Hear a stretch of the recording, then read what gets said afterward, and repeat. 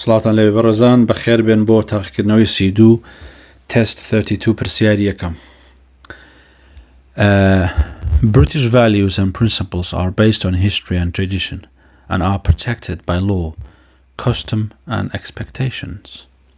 واتە بەهاو بنەماکانی بەریتانیا لەسەر بنەمای مێژووی و نەریتیە و پارێزراوە لەلایەن یاساوە پارێزگای لێکرێ و جلوبەرگی و چاوەڕێکرد لەلای یاساوە پاڵپشتی لێ بکرێت. بەڕێزان لە وڵاتە values and principles, British values and principles زۆر گرنگن. British values and principles ئەو بنەمایانن ئەو بەهایانن کە بەریتانیا شانەزی پێواکە وەکەوەی کە شەهیدی داوە، ئازادیەکەی، ئازادی خەڵک، ئازادی ڕادەبڕین، دیموکراتیەکەی. بۆیە زۆر گرنگە پابەندی ئەو شتانە بیت لەبەرەوەی کە تۆ بێتە ئەوروپا بە تایبەتی بەریتانیا ئەگەر ڕێز لە ئەو بنەمایانە و ئەو بەهایانە نەگری ئەوە تۆ بەڕاستی بەریتانیا پێداڵ تۆ شایانی ئەوە نیکە لە وڵاتە بیت. بۆیە ئەم دەستەواژەی ئایا ڕاستە یاخودنا؟ وەڵامی هەڵبژێرە. بێگومان ڕاستە. پرسیاری دووەم: When did the first Christian communities begin to appear in Britain? هەڵی کەی بوو یەکەم جار کۆمەڵگەی مەسیحی لە ناو بەریتانیا دەرکەوت؟ کەی بوو بۆ یەکەم جار کۆمەڵگەی مەسیحی لە ناو بەریتانیا دەرکەوت؟ During the first and second century لە دەوری سەدەی یەکەم و سەدەی دووەما بوو AD واتە لە کاتی مەسیحە دوای زاینی. During the second and third century AD لە کاتی سەدەی یەکەم و سەدەی دووەمی دوای زاین بوو. During the third and fourth century of AD لە سەدەی سێم و چوارەمی مەسیحا بوو. During the fourth and fifth century لە سەدەی چوارەم و پێنجەمی سەردەمی مەسیحا بوو واتە زاینی دوای سەردەمی زاینی. وەڵامێک هەڵبژێرە بەڕێزە. بێگومان سێمەوە دانەیە. It was during the 3rd and 4th century AD that the first Christian community began to appear in New Britain. لە کات و دەوری سەدەی سێم و چوارەما بوو ئیزاینی کە کۆمەڵگەی مەسیحی لە بەریتانیا بۆ یەکەم جار دەرکەوت واتە 300 بۆ 400 ساڵ دوای ئەوەی کە مەسیح هاتووە ئەو کاتە وردەوەدا ئاینی مەسیح و کۆمەڵگەی مەسیح لە ناو خاکی بەریتانیا دەرکەوت. پرسیاری سێم: Which of the following is not developed administration? Which of the following is not developed administration? ئەڵێ کامێک لە مانەی خوارەوە ئیدارەی وەرگیراو نییە. Developed administration ئیدارەی وەرگیراو چییە؟ بۆ نمونە ئەگەر هەرێمێک بۆ ناوکو هەرێمی کوردستان چەند دەسەڵاتێکی هەیە بەڵام هەموو دەسەڵاتێکی نییە کە قسەی تیا بکە و یاخو یاسای تێدەرکە بۆ پێڵەن ئیدارەی وەرگیراو. بۆیە ئەڵە کام دەستەواژانەی خوارەوە ئیدارەی وەرگیراو نییە. A Scottish Parliament, a Welsh Government, an Irish Parliament, a Northern Ireland Assembly. وەڵامێک هەڵبژێرە.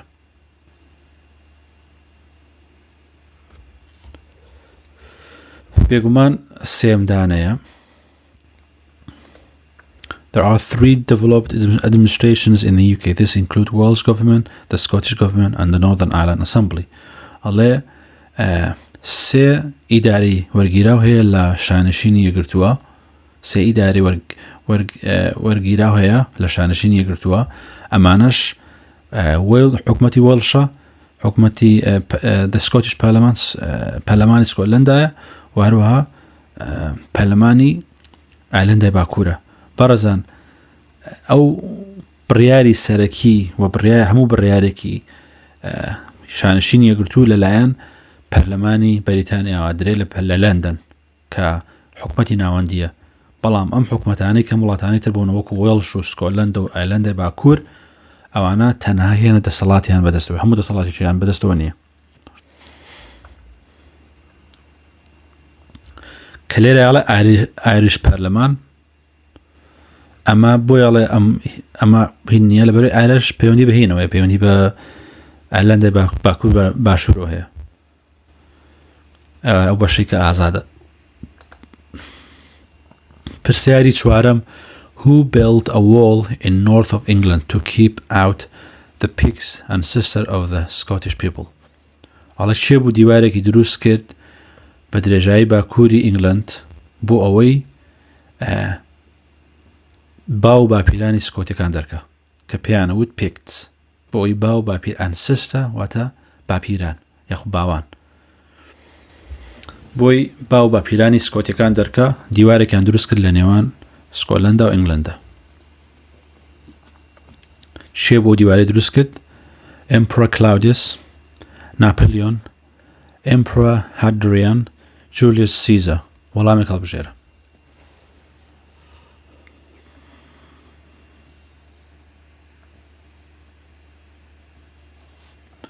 بێگومان سێمدانە بووە.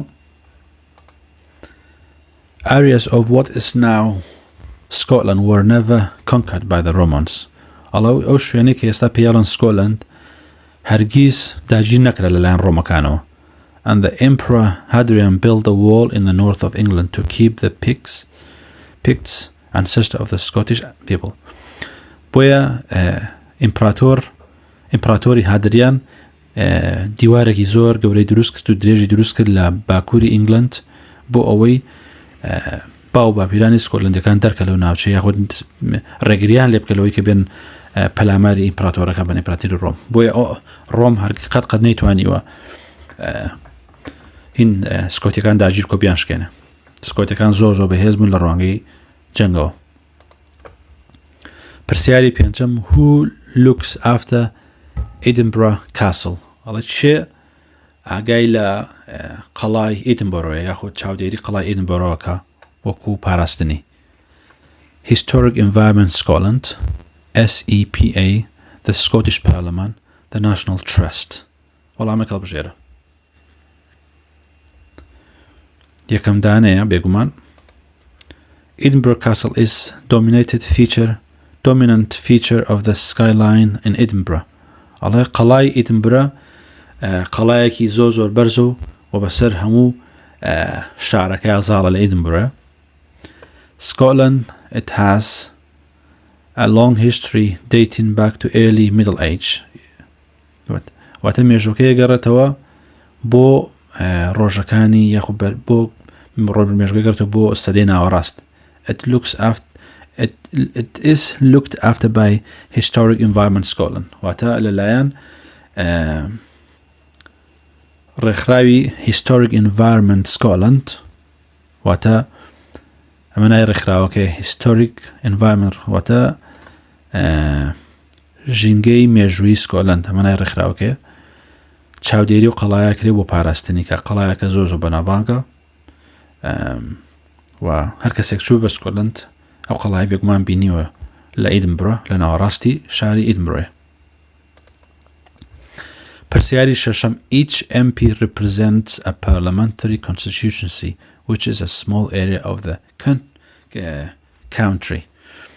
ئەڵێ هەموو هەر MPێک واتە هەر ئەندام پەرلەمانێک نوێنەرایەتی دەستوریەکە لە پەرلەمانە کە نوێنەرایەتی کۆمەڵی خەڵک یاخود ناوچەیەکی بچووکە لە وڵاتەیە. ئایم دەستەواژەیە ڕاستە یاخود نا؟ غەڵەتە. وەڵامی هەڵبژێرە. پێکومان ڕاستە. Who were the pioneer of the IVF in vitro fertilization therapy? Who were the pioneer of the IVF in vitro fertilization therapy? واتە پێشەنگی ئامێری چارەسەری پیتاندنی و کەسانی کە نەزۆکیان هەیە ئەو ئامێرە چاشیەکە کە پێڵن in vitro fertilization شێ بوو هەین پێشەنگ بوو لە دروستکردنی و ئامێرەیە واتە شێ بوو پێشەنگ بوو لە IVF in vitro fertilization واتە هێلکەدان بەڕێزان بۆ ئیشکردن لەسەر هێلکەدان چارەسەرکردنی هێلکەدان چێ بوو پێشەنگ بوو لە IVF لە چارەسەرکردنی هێلکەدانی ئافرەت کە ئەو ئافرەتانی کێشەی نەزوجیان بۆ دروست دەبێت نایەک لەمان هەڵبژێرە سێر فرانک ویت ئەن سێر کریستۆفە کۆکڕێل سێر ڕۆبێرت ئیدوەرد ئەن پاتریک ستێپتۆ فرانسیس گریک ئەن جۆن لۆجی بێت سێر ئیان وۆڵمد ئەن کیث کەمبێل وەڵامی هەڵبژێرە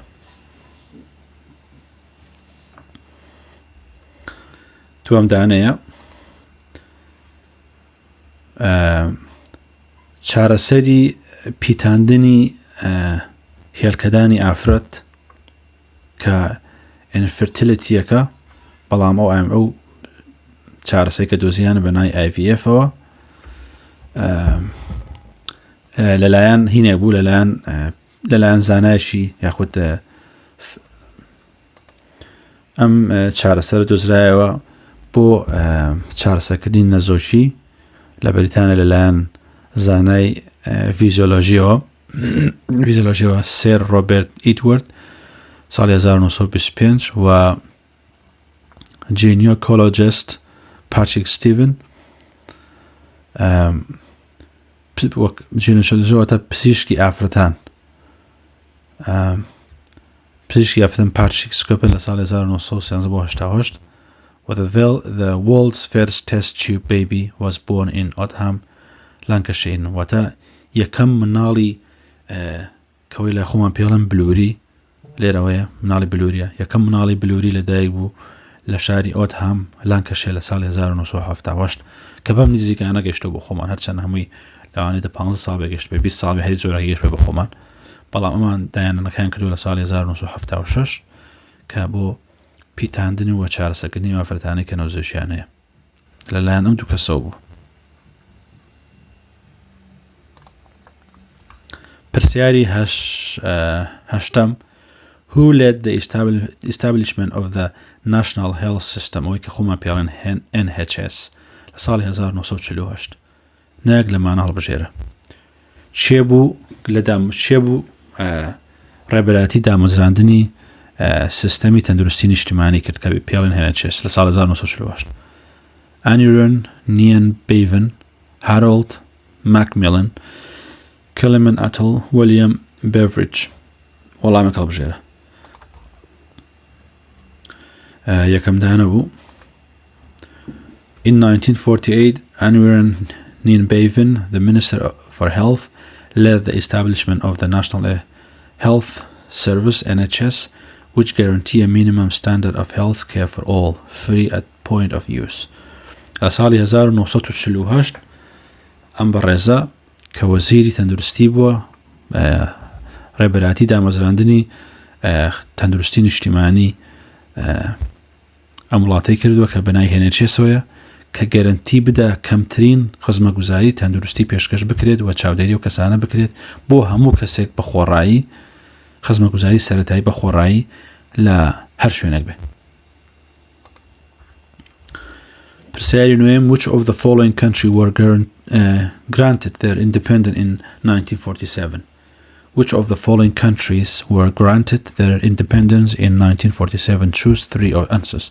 كامل وڵاتانی خوارەوە سەربەخۆی خۆیان سەربەخۆیان پێدرا لە ساڵی 1947 سەربەخۆیان پێدرا ئیندیا بەنگلادێش پاکستان سیلن کە ئێستا پێڵێن سریلانکا و کاتە پێیانەوە سیلن سریلانکا وەڵامێک هەڵبژێرە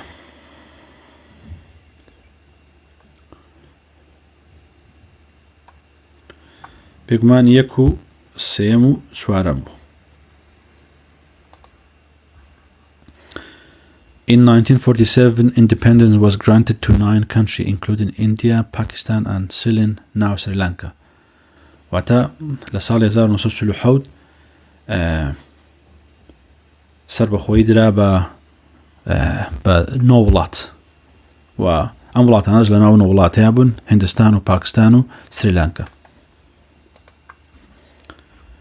پرسیاری دێم In the UK, bank holiday of no religious significance are celebrated at the beginning of May, in late May or early June and in August.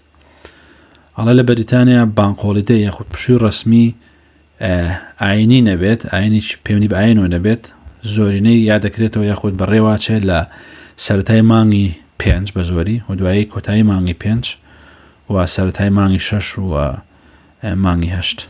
ئایا ئەمە ڕاستە یاخود نە؟ پێکمان ڕاستە. پرسیاری 11: Where can Admiral Nelson's ship known as the HMS Victory be visited? لەکوێ کەشتەکەی ئەدمیرال نێلسن کە ناسراوە بە HMS سەرکەوتوو لەکوێ توانی سەردانی بکەیت؟ لە شوێنێکە تاکو ئێستاش توانی سەردانی بکەیت. پلیمۆث، بۆرمۆث، پۆرتمۆث، هەستینگز. وەڵامێک هەڵبژێرە. سێمدا نەبێگومان. Admiral Nelson's ship HMS Victory can be visited in Portsmouth. کەشتەکەی ئەدمیرال نێلسن کە بە HMS Victory ناسراوە ئەتوانی سەردانی بکەیت لە پۆرتسموث. پرسیاری 12: Who were the Portons? Who was the Portons? Portons چی بوو Portons? A group of Catholic who advocate strict and simple religious doctrine and worship. A group of Protestants who advocate strict and simple religious doctrine and worship. A group of landowners from the 18th century. A group of local leaders that surged in Wales with a strict religious view. واتە کۆمەڵێک لە کاسۆلیکان بوون کە بانگەشیان بۆ عەقیدە و بانگەشیان بۆ عەقیدەیەک و ئاینێک و پەرستشتنێکی تند و سادە کرد. تند و سادە. نازەمە بەستەکەی چێ لە تند و سادە کە توندی سادەی تیان نییە. نووسرا strict and advocate a strict and simple religious واتە سادە و ئاسان بێ. واتە بانگەشیان بۆ عەقیدە و عەقیدەی ئاینی و پەرستنی تند و سادە کرد ئاسان.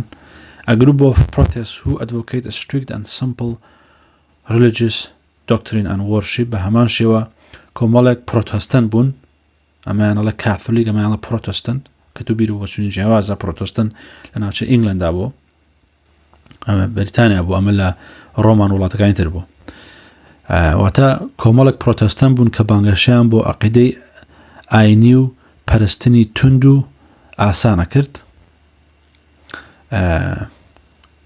advocates واتە بانگەشە، strict واتە تونگ، simple واتە ئاسان، religious واتە ئاینی، doctrine واتە عەقیدە و پەرستن worship.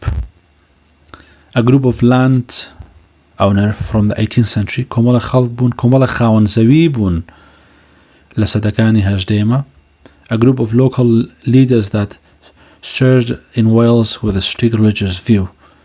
و هەروەها کۆمەڵێک سەرکردەی ناوخۆیی بوون کە لە وێڵز بە بۆچوونی توندی ئاینیەوە سەریان هەڵدا بوو، وەکو داعش.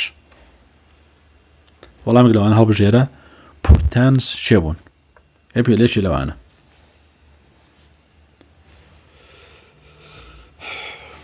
پێکمان دووەم بوو.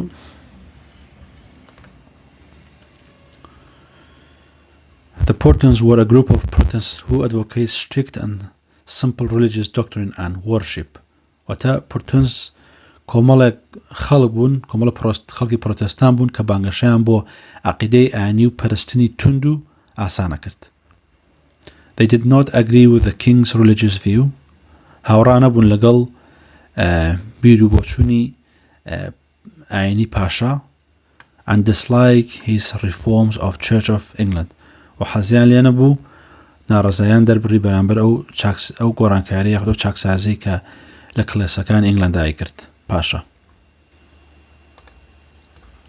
What two different type of پرسیاری سیانزەم What two different types of rugby are practiced in the UK? Practiced in the UK. کامێک لە دوو جۆری ڕۆگبی لە بەریتانیا ئینی پێکرێت، یعنی ئیشی یاری پێکرێت. چ دوو جۆرە جیاوازێکی ڕەگبی لە بەریتانیا ئەنجامەدرێت دوو یاری ڕۆگبی جیاوازن یونیۆن لیگ ڕۆگبی ئۆپن فری ستایل دوو وەڵام هەڵبژێرە بێگومان یەک و دووە There are two different type of rugby ئەڵە دوو جۆری یاری ڕۆگبی هەیە which have different rules کە یاسەکانیان جیاوازە Union and League بەڕێزان ئەم دوو جۆرە دوو جۆری یاری ڕۆگبیەکە بزانن ئەوەی یاریەکە وەکو فوتبۆل وایە بەڵام بەدەست تۆپەکاڵەگەن و ئەیبەن ئەوانەی کە هەموو ئەسڵات و شتیان هەیە تۆزە جیاوازی هەیە ڕۆگبی یۆنیۆن هەر تیمێک 15 کەسە بەڵام ڕۆگبی لیگ هەر تیمێک 13 کەسە هێنە وردەکاری جیاوازتر هەیە بەڵامی ترەوە خۆتانتوان بگەڕن جیاوازەکەی بدۆزنەوە بەڵام ڕۆگبی هەرجیان ڕۆگبین بەڵام تۆزە جیاوازی هەیە لە ڕوو یاسەکانیانە پرسیاری چواردە what do William Blake, John Keats and Lord Byron have in common واتە ئەڵێ چ جیاوازێکیان هەیە چ شتێک لە نێوان ئەم کەسانەیە هاوشێوە یەکترە لە نێوان ویلیام بلیک جۆن کیتس and Lord Common چ شتێک هەیە کە وەکو یەکترە بە یەکتریان بناسێنێ خو لە یەک بچن لە چ شتێکە They were British poet of the 19th century ئەڵێ ئەوان شاعری بەریتانی بوون لە سەدەی 19ەمە They were British painter and of the swinging 60s ئەوان نیگارکێشی بەریتانی بوون لە 60ەکانە They were a musician of the middle age مۆزیقاژەن بوون لە سەدەی ناوەڕاستە They were British scientists ئەوان زانای بەریتانی بوون وەڵامی هەڵبژێرە بێگومان یەکەم دانەیە Poetry was a very popular in the 19th century. The شاعرەتی شێعر لە سەدەی 19ەمە زۆر بەناوبانگ لە بەریتانیا with poets such as William Blake, John Keats, Lord Byron, Percy Shelley, Alfred Ford بێگومان ئەم ناوانە هەڵ پۆیتری زۆر بەناوبانگ و بێگومان وەکو ئەم شاعرانە کە لێرە ناویان هاتوو پێز ناکە ناوەکانە بخوێن پرسیاری پانزەم The Lawrence Oliver Award take place annually at different venues in Liverpool. خەڵاتی لۆرن ئۆلیڤە پێشتر خوێندومانە ساڵانە بەڕێوە چێت لە شوێنی جیاواز لە لیڤەرپۆل ئایا ئەمە ڕاستە یاخۆ غەڵەتە پێشتر باسمان کردووە بێگومان غەڵەتە لەوێ نییە لە لیڤەرپۆل The Lawrence Oliver Award take place annually at different venues in London. لە لندن بەڕێوە چێ خەڵاتی ساڵانەی لۆرنس ئۆلیڤە پرسیاری شانزەم An additional rented piece of land where people can grow fruit and vegetable is known as ئەڵەو پارچە زەوی ئەو پارچە خاکە زیادەی کە خەڵک ئەیگرێ بەکرێ بۆ ئەوەی میوە و یاخود سەوزاتی تیا بچێنێت ناسراوە بە یەکی لەمانی خوارەوە ئەگە بین بەدەهێنە خەڵک پارچە خاکی بچوو لەلایەن کانسڵۆ گرێ بەکرێ و بۆ خۆی سەوزات و شتی تیاکە بەچی ناسراوە پەرسێل گاردن تێریان ئەلۆتمنت وەڵامی هەڵبژێرە بێگومان چوارەمدانەیە In the UK, some people rent additional land called an allotment where they grow fruit and vegetables. لە بەریتانیا خەڵک پارچە زەوی یاخ پارچە خاکی بچووک بەکرێگرێت کە بە ناوی ئەلۆتمنتە ئەو شوێنەیە کە میوە و یاخود سەوزاتی تیا بچێن بێگومان لای خۆمان پێڵەن باخچە ئەگەر بینی بێتان بە باخچە یانی شوێنێکی بچووک پارچەیەکی بچووکە نەگەورە What is the name of the پرسیاری حەڤەیەم What is the name of the battle where the Scottish led by Robert the Bruce defeated the English in 1314 ناوی ئەو جەنگە چی بوو کە سکۆتیەکان بە سەکردایەتی ڕۆبێت the Bruce ئینگلیزەکانیان تێکشکاند لە ساڵی 1314 The Battle of Agincourt The Battle of Bannockburn The Battle of Trafalgar The Battle of Waterloo بێگومان ئەگە سری نێتفلێکسدان کردوێ فلیم و شتەکان ئەو جەنگەی تایە ئەو فلیمە دەربارەی ئەو جەنگە وەڵامی هەڵبژێرن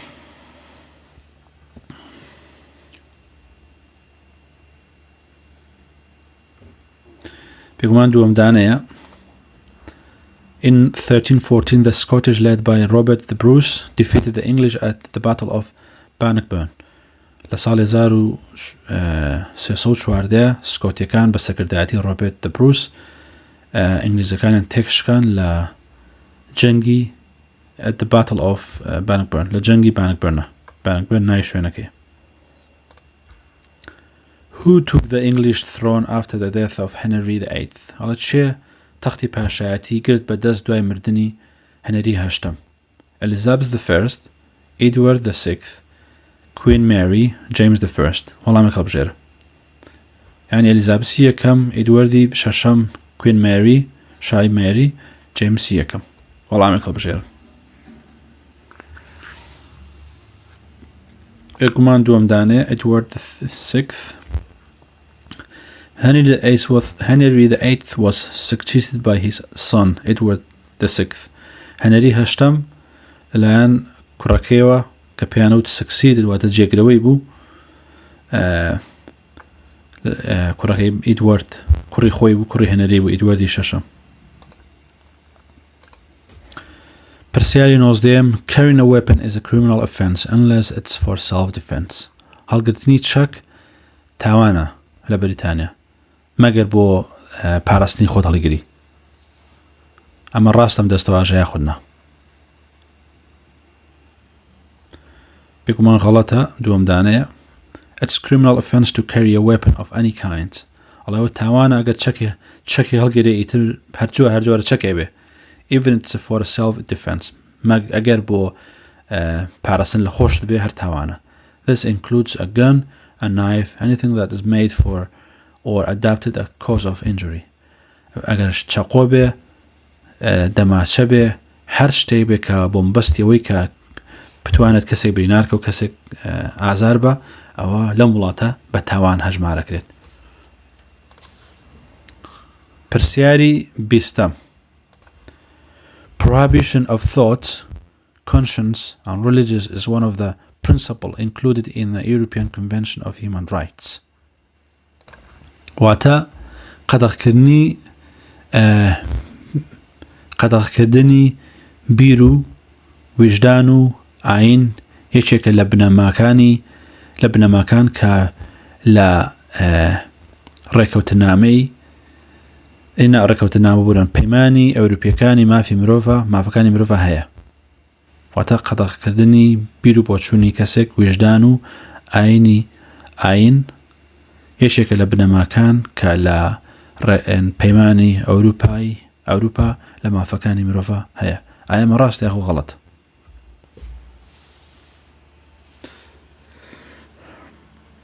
بێگومان غەڵەتە، قەدەغکردن بە هیچ شوێک لە بیر و بۆچوونی خەڵکان نییە. Freedom of thought واتە ئازادی بیرکردنەوە و وجدان و ئاین یەکێکە لە بنەماکان لە پەیمانی ئەوروپیەکان لە مافەکانی مرۆڤ. Which two pop music groups became popular in the 1960s? کام دوو گروپی مۆزیقای جۆری پۆپ کە جۆرێکە لە مۆزیقا زۆر بەناوبانگ بوو لە ساڵی 1960ەکانە. Queen, the Rolling Stones, the Beatles, the Carpenters. ئەو کەسانی کە لە لیڤەرپوڵژین ئەوێ بزانن. پرسیاری 21 وەڵامی هەڵبژێرە ئەوە دوو وەڵام هەڵبژێرە ببوورە. بێگومان دووەم و سێمن. The well-known pop music group in 1960s were the Beatles and the Rolling Stones.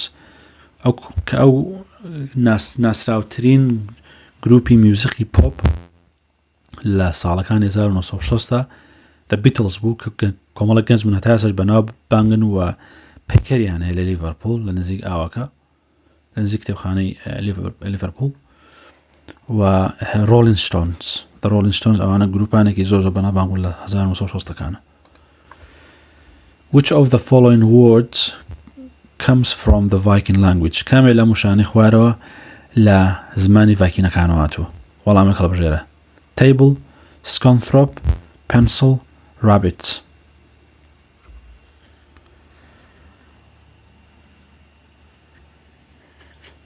دووەمدانەیە The words such as Grimsby or Grimsby or Scunthorpe come from the Viking languages. بێگومان ئەوە مێزە، Scunthorpe بۆ ناوی شوێنەکە، Grimsby هەرنج ناوی شوێنە، pencil ینی قەڵەم ڕەش، ڕابێت ینی کەروێشک. پرسیاری 23 دەربارەی ئیسلامە. Eid al-Adha is the day when the Muslims thanks Allah for giving them the strength to complete the fast. Allah Eid al-Adha ئەو ڕۆژەیە کە مسلمانان سپاسی خوا ئەکەن یاخۆ سپاسی ئەڵڵا ئەکەن بۆ ئەوەی وزایان باتێ بۆ ئەوی بتوانن بە سەرکەوتویی بە ڕۆژەکان تێپەڕێنن. ئەم دەستەواژە ڕاستە ئەو غەڵەتە. پرسیاری 23 ئەبێ مسلمانان بیزانن، ئەگەر نەیزانی بەڕاستی پێویستە بیزانی. بێگومان غەڵەتە، ئید ئەدها نییەوە، ئید الفطرە. Allah the day when Muslim thank Allah ئەو ڕۆژەی کە مسلمانان سپاسی خوای تێیاکەن for giving them the strength to complete the fast کە وزایان باتێ بۆ ئەوەی ڕۆژەکانیان بە سەرکەوتوی بگرن، پێڵێن ئید الفطر واتە عید الفطر. پرسیاری کۆتایی لە تاقیکردنەوەی 32 پرسیاری 24 Will a non-UK national living in the UK and looking for work, starting work or setting up as a self-employed need a national insurance number? على کەسێک کە بەریتانی نەبێت و نەتەوەی بەریتانی نەبێت لە بەریتانیا بژیت و بە دوای ئیشا بگەڕێت یاخود دەست بە ئیش بکات یاخود بزنێکی خۆی دامەزرێنێ ئیشی بۆ خۆی بکات، ئایا پێویستی بە national insurance number بێ؟ Yes or no؟ وەڵامێک هەڵبژێرە. بێگومان پێویستی پێ بێ. Non-UK national living in the UK and looking for work ئەو کەسانی کە لە بەریتانی و خەڵکی بەریتانیان و نیشتەجێ بەریتانیان نین بە دوای ئیشا ئەگەڕێن یاخود دەست بە ئیشەکەن یاخود ئیشێک دامەزرێن وەکو self-employed پێویستیان بە national insurance number. However, you can start work without one. بەڵام ئەتوانی دەست بکەی بە ئیش بەبێ national insurance number، بەڵام پێویستت پێ بێ بەس ئەوە نەیەتوانی کە دەست پێ بکەی بۆ ماوەیەکی کورت. ئەمە پرسیاری کۆتایی بوو. هیوادارم سوودتان لێ وەرگرت بێت.